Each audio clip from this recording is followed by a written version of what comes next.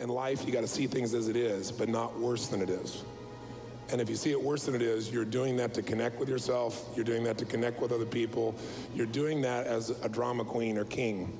But also, you don't want to not see it as it is. You don't want to pretend like nothing happened, because that's bullshit.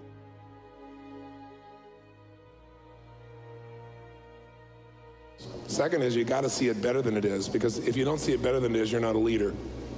Because if you don't see it better than it is, with no compelling future, then what people do is just sit around. And the third thing is, when you see it better than it is, you got to do something to make it better. At some level, no matter how small it is, every small action helps to make something happen. And I was encouraged this morning as I walked around and talked with people to see so many people focused on wanting to do something rather than just sitting and crying or feeling sad. And you have the right to do that. But if it isn't directly affecting you, you have to ask yourself why you're doing that. You could say, because I have so much compassion, and I'll buy that for a period of time, but if it lasts 2 or 3 or 4 or 5 or 10 days, then you better do this the rest of your life, because there are plenty of people you could have that same caring for. I believe that caring needs to be reflected in action. And the way that action can happen is an empowering meaning. If I think you're indulging, I'm going to keep asking you what needs you're meeting by doing this. If you're taking action, you'll have my total support.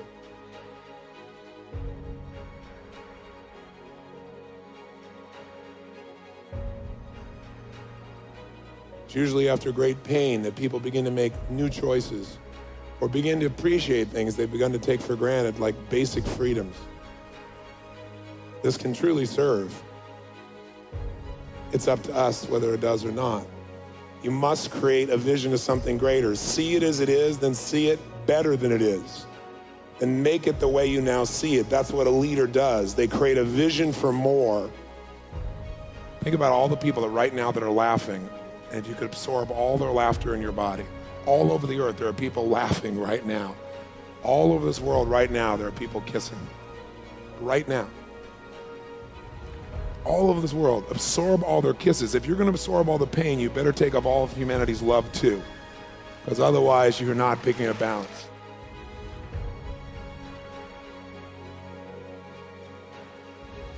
You can't give strength to someone else unless you have it inside you. You can't give love to someone else unless you've given it to yourself. And you sure can't create an exciting life if the only time you can be excited is when there are no problems. Because if you're waiting for a time when there are no problems, and there's no pain, and there's no tragedy, and there's no injustice before you celebrate, then you're never going to celebrate again as long as you live, or you're going to have to focus only on a very small part of the world. Don't be selective in your caring. Don't be selective in your pain. Create gratitude now. From that place, there'll be more of you to give. If you look for the good, it's always there. What's wrong is always available, whether you show it on the news or not. And so is what's right. Right now, there are children being born into a world where they will be loved. Right now, there are people being saved in hospitals all across this country. Right now, there are lives being turned around by people who care. Everywhere in this moment, life is brewing and growing and expanding all over this earth. Life always moves forward. It never moves backward. Children are laughing. People are achieving. If this was just one more event in your life, another piece of the fabric coming together to create more of you, the real you showing up, what would you decide to do? How would you decide to deal with tragedy? What decision could you make? Because in a state of certainty, you know what's right, not what I know, what you know. You have to make your own choices. We can all share our point of view, but you have to make your own choices. What's right for you to do? How can you use this? What can you remember about humanity or about yourself? What emotions are available at any moment for you?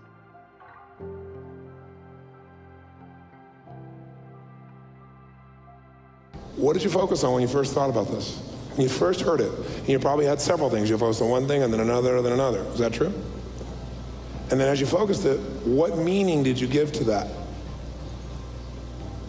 And then, what did you decide out of that?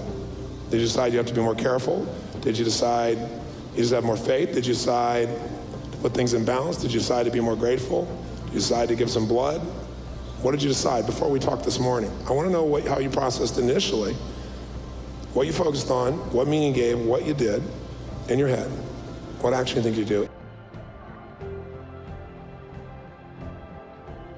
Somebody's request, somebody's demand, somebody's interest, television, whatever. What will control your focus, though, day to day, even with that stimulus, is questions.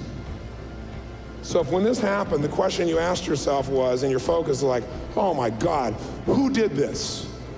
Then we know what's going to happen. You're going to move towards anger. If your question was, how could man do this to man? What's humanity coming to? Then you've gone to a different place. If you went to a question like, God, I wonder how these families are dealing with that, you're going to come up with a different set of emotions. If your question was, how can I really serve in this area? How can I help? You're going to go to a different place. Your questions control your focus, and your focus will control your feelings, because it will move you towards a meaning. It'll move you in a direction. Day to day, moment to moment, it's your questions. What controls your focus throughout your life is your values. So if you value, for example, security as your highest value, I know this event is unnerving for you, right? If you value, let's say, making a difference, some part of you actually has maybe a sense of excitement about this, because you know that these are the kinds of moments, these are defining moments in which you can truly make a difference in the world. Day to day, people don't pay attention. People pay attention when there's pain. People want help when there's pain. So it all depends on what you value.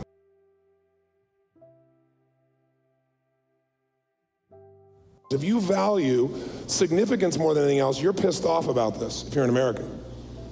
Right? If you value certainty, you may be pissed off because you're afraid you're going to lose that, so you get into anger as a way of overcoming that. If you value connection, you probably are trying to think of all the people you can connect with, or you probably called people you care about the situation, or you shared it, if that's the highest thing you have. If you value variety, this is like, wow, this is drama, this is terrible, but it's a little exciting for you. Because there's no bad or good here. This is about authentically knowing how you react to situations. And you might look at somebody and be upset they're not reacting the way you're reacting, but no one's going to react exactly the way you're going to react except somebody who has your exact model of the world. And if you limit your life to people that share all your same beliefs and values and rules, you better put yourself on a tiny, small little island with very few people. To be part of humanity, you have to appreciate all these points of view and then allow them, some of them may influence you as we talk about this. Because some people are going to be in your group and they go, this is bullshit. People die every damn day. Or now because it's this dramatic way it's done, you're going to be upset, and someone else is going to go, how could you say that? My family's in New York City, right? Or someone's going to say, I don't know. I think, this is America's payback for all the shit they've done. And someone's going to go, what? We do more things for the world? So this could be a really inspiring conversation. Or if you start to get hooked, if you feel yourself getting hooked by something someone's saying, instead of getting hooked by them, you got to realize you're the one who's hooked. It has nothing to do with them. Why is this bothering you so much? What is it that you're overvaluing for you to get this upset? Because you're getting that upset, something you're probably overvaluing. You're valuing too much. You're valuing it more than the relationship or the learning of the conversation. See if you can stay fascinated by the unique different ways instead of judgment about everybody's point of view.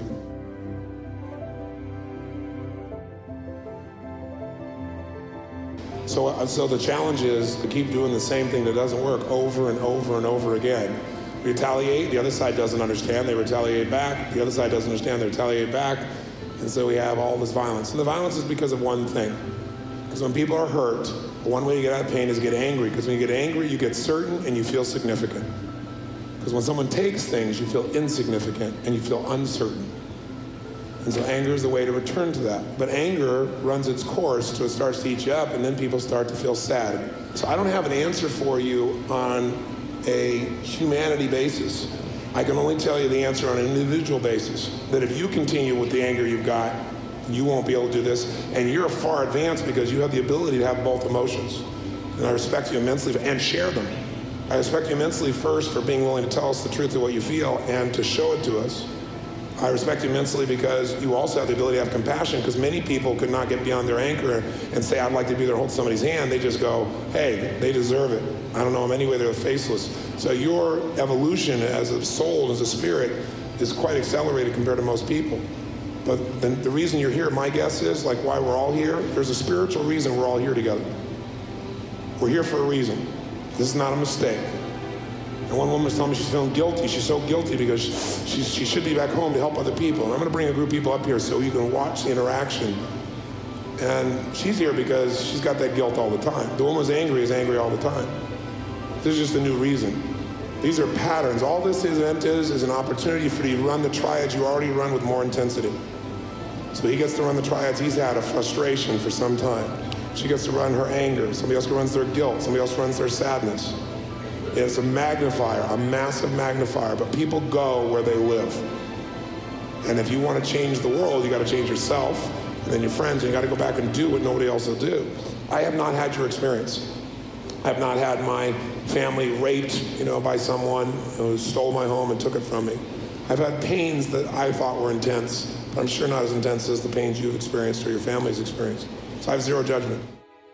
I have respect for you, for being able to share what you have, and my only invitation to you, since I know you want one or you wouldn't have stood up, is to say, if you continue to make it okay to retaliate, even in your head, then you contribute to the problem of what was done to you. And so you got to somehow find a way.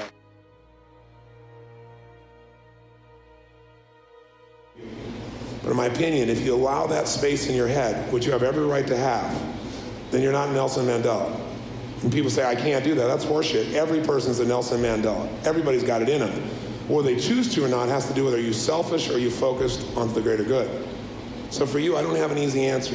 But I'm curious, do you think, and you have every right to do it, if you keep that awareness, that feeling of now they understand, do you think they really understand? That's my first question. No. Then how can you, as one individual, make a difference if you still understand yourself, if it's still a little bit okay inside of you because you understand? Or do you have to extract that out and go to the next level like Mandela did, which Mandela doesn't have 1 ounce of it's okay for that violence in him. He doesn't have 1 ounce of it. That's why he led a nation that couldn't be led, supposedly, and has integrated people that couldn't be integrated, and taken people who've been killed and abused and got them not to use violence. That's a unique individual, but you can't take somebody else to a place you've not been. Leaders have to go there first, and if you really live there, you can take anybody there. If you don't live there, forget taking somebody there. So either you're part of the problem or you're part of the solution. How do you do it? The question I have is, and I'm not positive how, because I'm not you, the question would be, could I get myself to a place where I realize that I'm actually killing my own brethren if I make it okay for them to, even though they're justified, to feel enough justification to induce violence on others, because then what I do is I am part of reinforcing the cycle that has destroyed my community in the first place. What would happen if violence disappeared with all these young people? What would they do? Violence is a way for you to immediately have a mission in life, a purpose that's greater than yourself. It's heady. It gives you certainty to get in violence. It gives you significance. It's got variety, man. You never know what's going to happen next. Bomb's going off. What's going to happen? What's going to go? It makes you feel alive. It gives you a sense of contribution to something larger. You feel a connection with the people that you're involved with us in. I guarantee you the people who are on that mission probably met all 6 of their needs in that mission. I guarantee you they felt a sense of contribution on a massive scale beyond themselves. They felt like they were growing to make this demand on themselves. They felt unbelievable certainty that they were doing the right thing, that they were finally making the payback happen, that justice was finally going to be there. I guarantee you they made all 6 of their needs. Somebody who murders and somebody who sacrifices their own life to save another human being does it for the same reasons. Same needs. Just different beliefs about how to make it happen. So those needs that were taken from people are not being taken from you now because you're in this room. So if you live there, you got a problem. If you let your friends live there, you're part of the problem. In my opinion, everybody's pain is real to them. And no one will ever understand somebody else's pain, but everybody understands their own. That's the challenge. Everybody's is. And there's not a person in this world who's not going to experience a ton of it in their lifetime. The only question is, what are we going to do with it? That's going to be the question. So I don't know the answer. I'm not the guy who's wise about this. You are. But I love that you're willing to ask the question. Because if you ask the question, I know you'll come up with the right answer. Because you're seeking.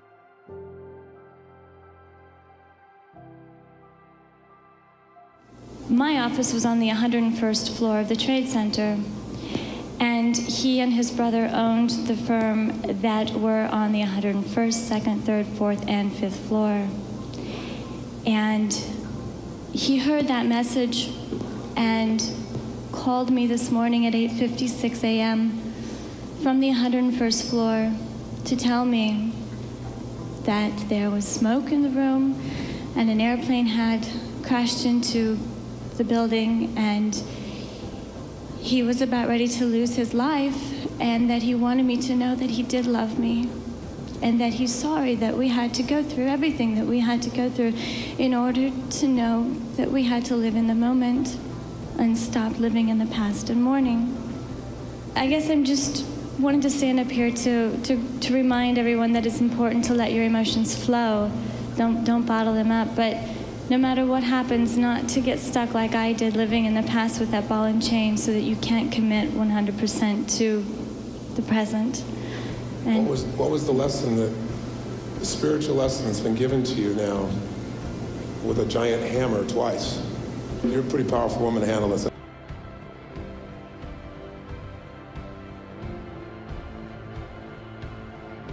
You've got to live in the present, and you've got to play full out, which is something that I've never really done. Yes. And I've always kind of stood on the sidelines and utilize.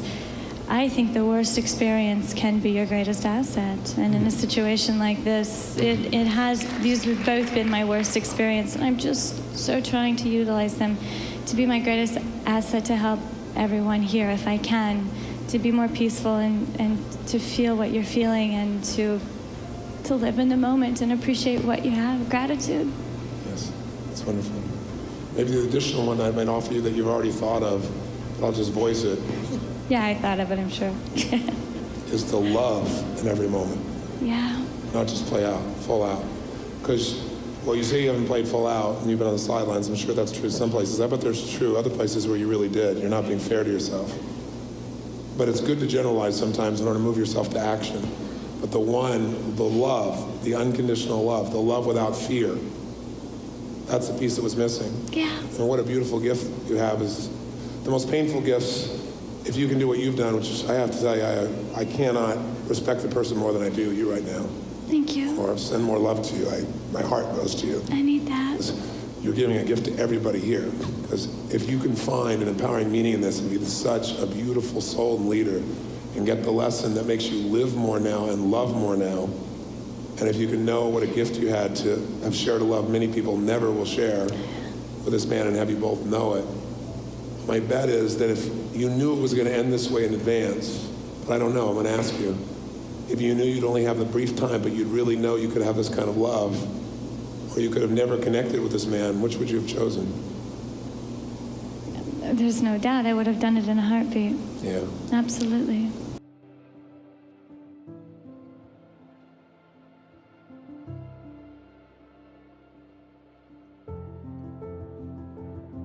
There's a spiritual lesson in all your pain. When you get the lesson, you get to let go of the pain. It's up to you to find that lesson. It's there for everybody. And it usually seems invisible to you because you're not looking for it. You're just staring at the pain and wondering why you got the pain, instead of saying, what is it in my awareness, my thoughts, my beliefs that's creating this pain? Because there is a level beyond this. The solution I look for in anyone's pain, and anybody when I walked around the room here, is I'm looking for what I call the global solution. The global solution is that every one of us has something we value more than our pain. And when you think about it, and you believe your pain is taking away that thing you value more than your pain, you'll drop your pain and you'll move. You'll do something.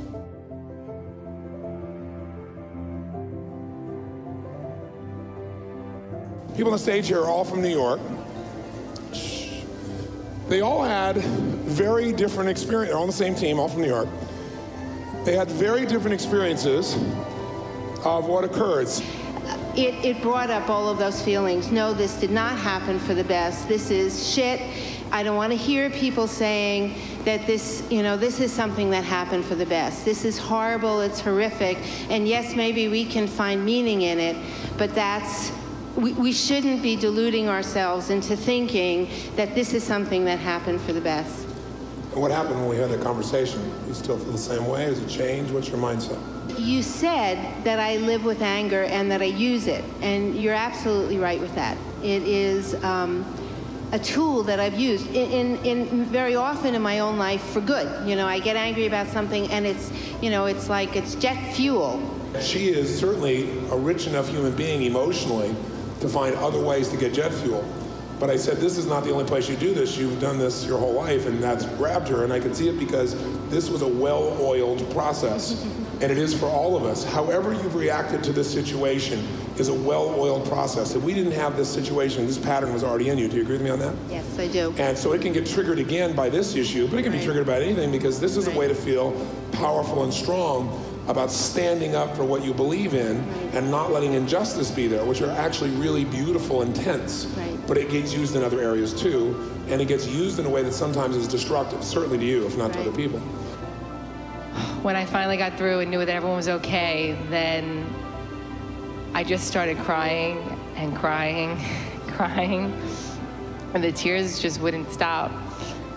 And what was really upsetting for me was I not only was thinking of the people that were in the Trade Center that were gone now, but the families that were home, specifically the children. I lived through a circumstance in my family, and the worst day of my life was when my uncle was killed at 43 about 9 years ago. And it wasn't hearing that he was killed that was the worst part. It was sitting on the couch at 3 o'clock when his 8-year-old daughter came home and was told, "Daddy's never coming home anymore." And I just imagined all, you know, the number was just terrific, 10,000 or plus, all those living rooms. I still wasn't certain that I could come into this room and play full out and get what I was here to really get. And my hands were trembling and stuff. And from the back of me, I don't know where she is, but I do want to give you a big hug, was the voice of an angel who started singing "We Are the World." When everyone grabbed hands and I'm hearing her voice behind me, the energy was just flowing through everybody. And I just knew that it was going to be okay. You're probably seeing models of the world up here. You're seeing people who have learned in their life different ways to meet their needs for certainty or variety or significance or connection. And you can also see people who have valued some things more than others. So for example, very clearly for Stacy, the healing force is something she values more, which is connection. When she has the connection with everybody else, then she can now come up with an empowering belief system. Because the need for connection is there, and now the empowering belief system is, yes, I can step up, yes, I am, we can do this together. Those are belief structures that she has. I'm the director of neurosurgery at one of our trauma hospitals out in Queens.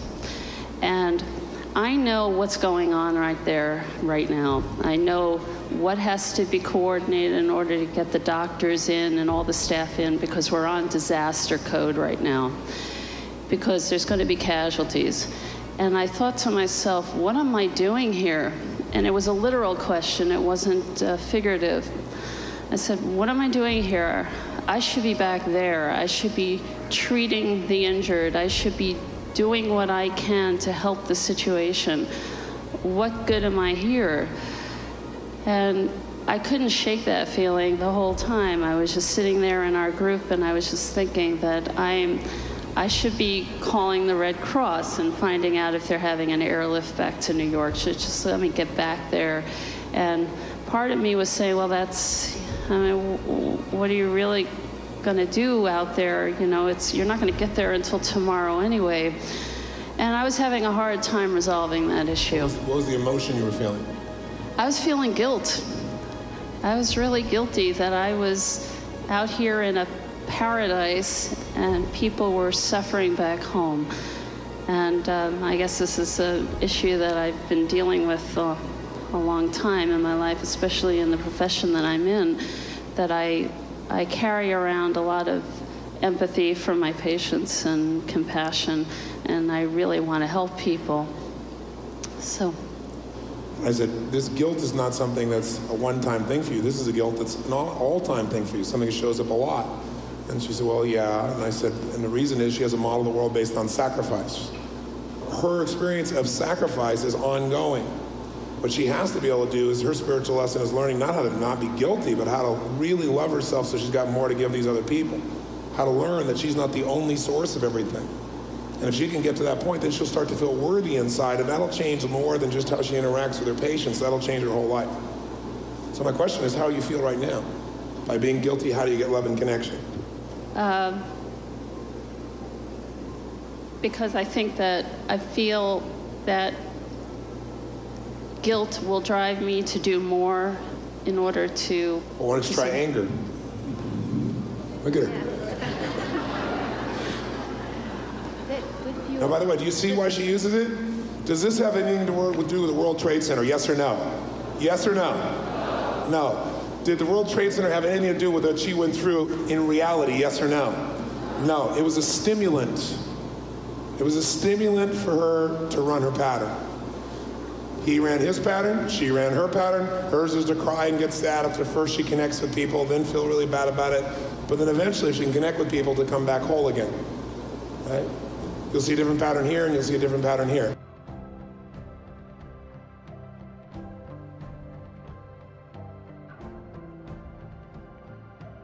Whenever you have a severe challenge of some sort, and you're having difficulty resolving it, remember, you're not going to resolve it with the same resources that you're trying to solve it with, because what you're doing isn't working. If there's something you're struggling with, like an injustice, or you don't know what to do, or you're frustrated, or you're hurt, or you're sad, one way to do this is to tap into other parts of you. Now, in social psychology, or in various forms of psychology, throughout the world, people develop different stories, mythology, to help us be able, through stories, to learn how to deal with situations just like we're dealing with today.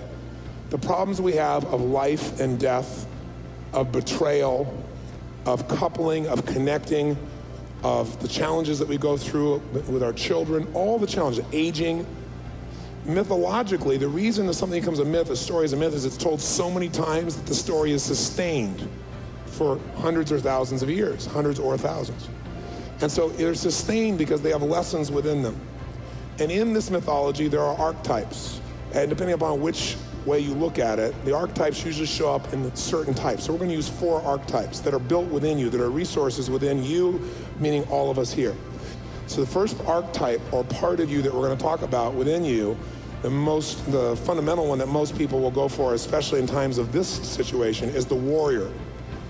Now, the warrior is a part of you that, think of the part of you that is probably the most intense, the most strong in its attack on anything. The warrior is about action and strength.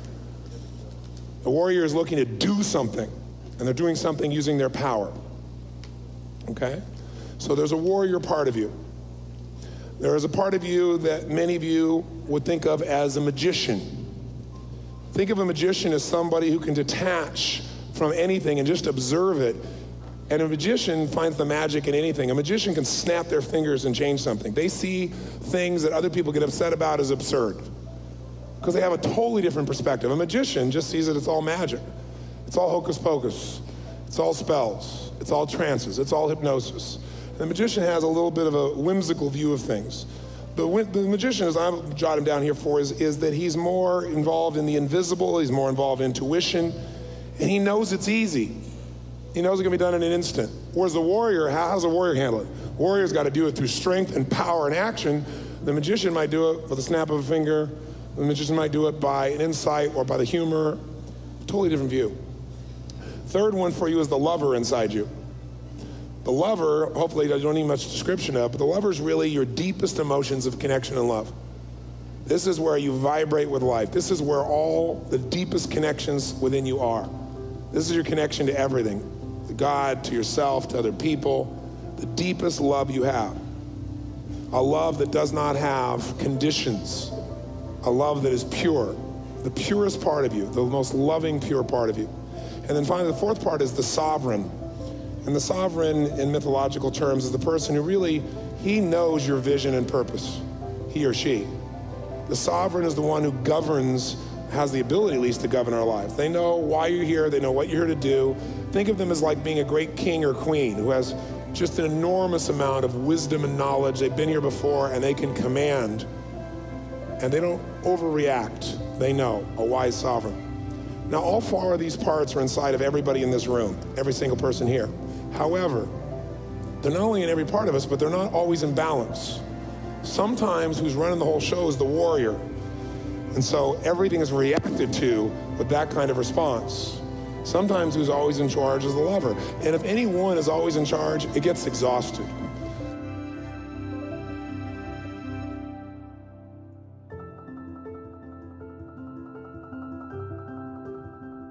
Okay, so what's the question first? What's the thing you're struggling with that you'd like to resolve? That if you could resolve it, it creates pain for you, or anger for you, or frustration for you, or it's overwhelming for you, and you want to resolve it. The question I want to answer for myself in the context of today is this. I mean, anything you want, but I'd like to see it relating in the context. The question that I struggle with all the time is, what is the answer to the situation? Okay, what is the answer to what situation specifically? The escalating cycle of violence on both sides. How do we find a peaceful resolution that does not involve that allows both of us to live in our homelands? Great. How do we find a peaceful solution that allows both of us to live in our homelands? Okay, that's a question that he can begin to pursue an answer in. Okay? Now that's a large question because it involves things he can't necessarily control. So now you brought up a great question, and you can pursue the answer to that question within yourself first, and then you can pursue it later on with Assad, right, on your own. But what I now want you to do is convert that question to why it's important to you. What's the real question behind that question? There's a real question relating to you behind that question. So what do you got to solve in you? What is it you need to resolve? Resolving what my true feelings are. I mean, when I said, I sort of regret what I said earlier about, I was raised in hate, because I'm not sure it was raised, but I'm trying to resolve, what is it exactly that I feel, because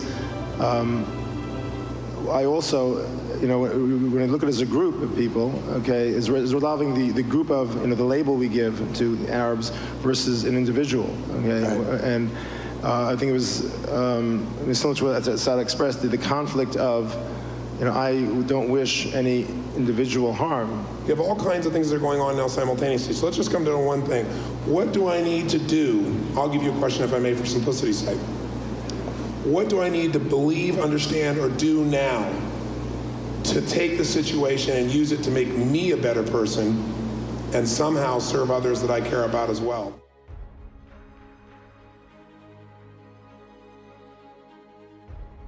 You can't come to a positive side of this warrior. As I can't. If you're asking for a positive, how I will use that. That's right. I'm asking the warrior, not the dead warrior who's going to die because all he does is fight like a stupid ass. A warrior who has a purpose beyond fighting. A warrior who's really trying to serve a higher good. Not an asshole that was conditioned from youth. Not someone who lives in pain. A real warrior. Not a thug who calls himself a warrior so he can feel better about himself. A thug is out just to create violence because they felt violence themselves at one time or someone they cared about. That's a thug. A warrior has a higher purpose.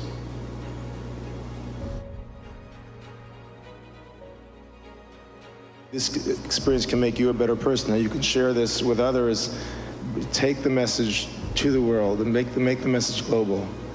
That's right. The warrior says, tell Tony to distribute the videotapes, the live video feed from these events, to make that message global. Remember, the magician comes to a place of the humor of it. The magician sees the simplicity. The magician is not caught up like the warrior even slightly. The magician has a completely different perspective on this. The magician knows how to snap their fingers and create a change instead of having to fight forever to make it happen. The magician has magic available, and the magician is kind of playful. I'll turn you this way outside so you can see him too. Up here it's hard to hear. Go ahead. The magician says, just, hey, why don't we just, play volleyball? Let's go sailing. The magician says, let's take a clean map with nothing but latitude and longitude, with just the water, and let's just create the map the way we lay out this floor, this room. The magician says, wouldn't it be nice if, and what if we could, and perhaps we can. By the way, these phrases the magician's offering interrupt the entire pattern and create something possible.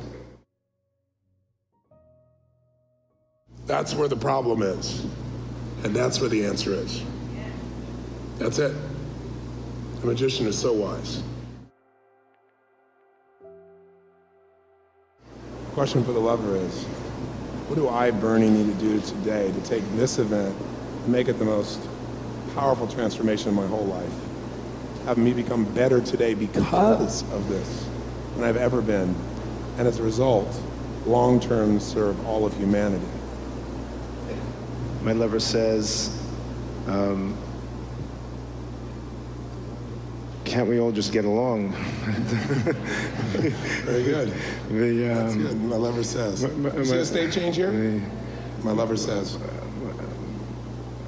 My lover says, love is more important than war. My lover says, Bernie, go home and give your wife a hug. My lover says, Bernie. My lover says, Bernie, Dove, a Hebrew name. My lover says, Bernie. My lover says, Bernie, hug your friends, hug your family. My mother says, tell your mother again that you love her. What does your lover say about Assad? My lover says Assad has, I'm sure, pretty much the same feelings. My lover says Assad has the same kind of lover, the same kind of, is being driven by the same passions.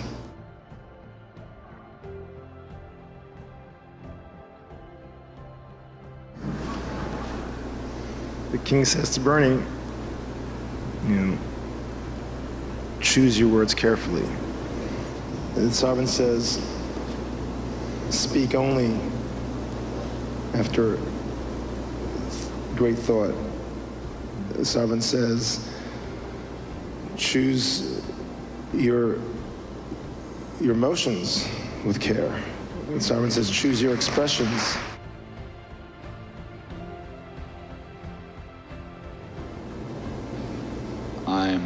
I'm wondering,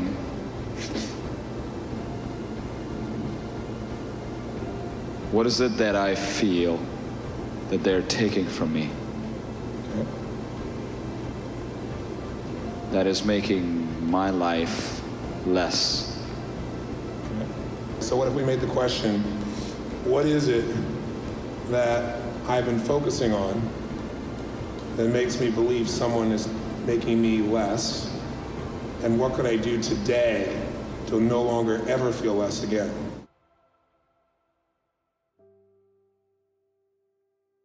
What is it that you believe they have been taking from you that makes you feel less? And what can you do today so that you no longer have to live in reaction and can become free forever? The warrior says, let's fight together. Who is he speaking of? The warrior says, who's to fight together? All of us, everyone. The warrior says, let's fight together in order to what? In order to do something new, to feel something new, to experience something different. And the warrior says we should fight together for what? For freedom. Of whom? Of our captured hearts and minds. Have the word tell us how. How do we fight together for our captured hearts and minds? The warrior says. The warrior says, put your swords down, take off your armor, and walk to the other side, and look into the eyes of the person you're fighting.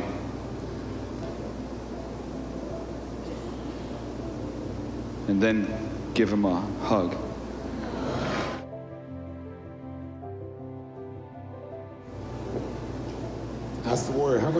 do that when they know so much pain has been induced, so much hurt?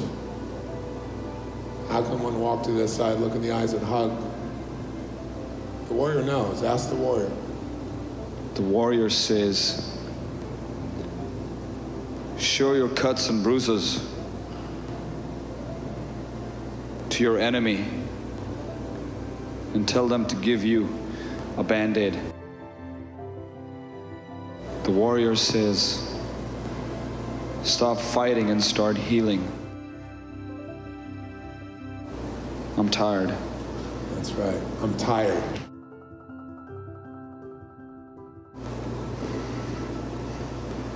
Warrior says, let's go climb some mountains, and let's go cut some trees, and let's go raft some rivers and swim some oceans.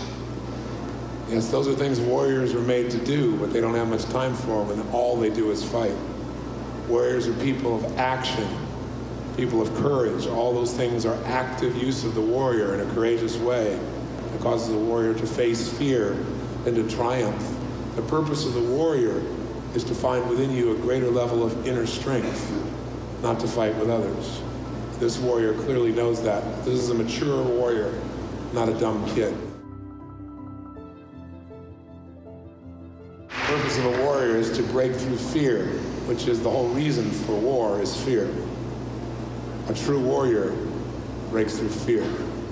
They do it by training themselves in other ways other than war. The warrior says, Assad.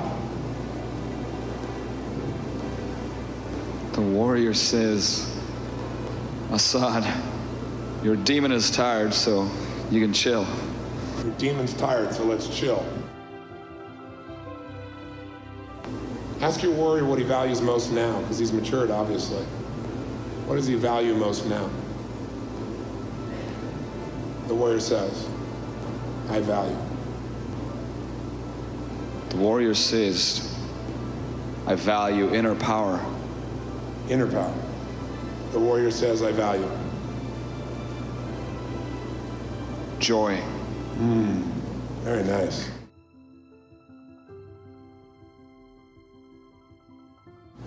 What is it that I've been focusing on so much that it makes me feel like they're taking it from me and therefore I'm less?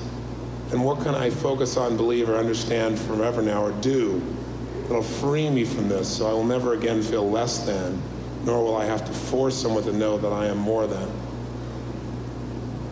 The magician says. The magician says,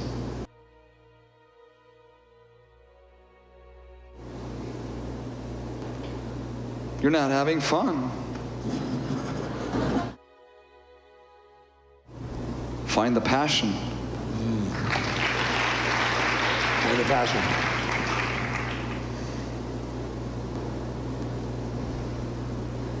The magician says,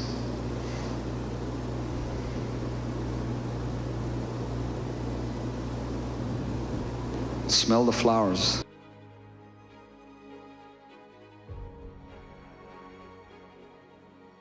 And yesterday we had a meeting, yesterday morning.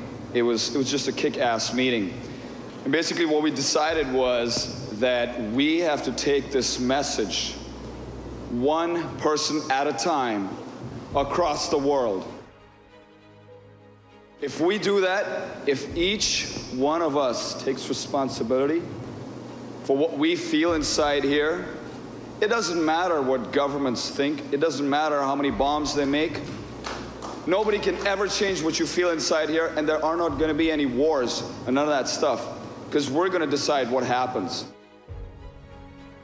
And what we're looking for is to make a fundamental shift in the way everybody feels, because that's what I experienced. I experienced a fundamental shift, how I felt inside. I was, I'm standing next to Bernie, and suddenly, instead of looking at him as a guy on the other side, I'm looking at him as a father, as a son, as a brother. He's got a mother, he's got a son, he's got a daughter. And I'm thinking, this is my family. No matter what I feel, even if I feel anger at him, even if I feel frustration at him, we all do. at our parents or our brothers, sisters, there's that love inside, there's that connection inside that no matter what, you know you can't hurt him. So that's the outcome. To develop that conviction, that feeling inside here, so that you just have to look out for the other guy's good, no matter what anger, no matter what frustration you're feeling. And so what we came up with a lot of stuff, but one thing that I want to share with everybody is our incantation. That's it, incantation. And that is passion and action for peace. Ooh, that's right. Passion and action for peace.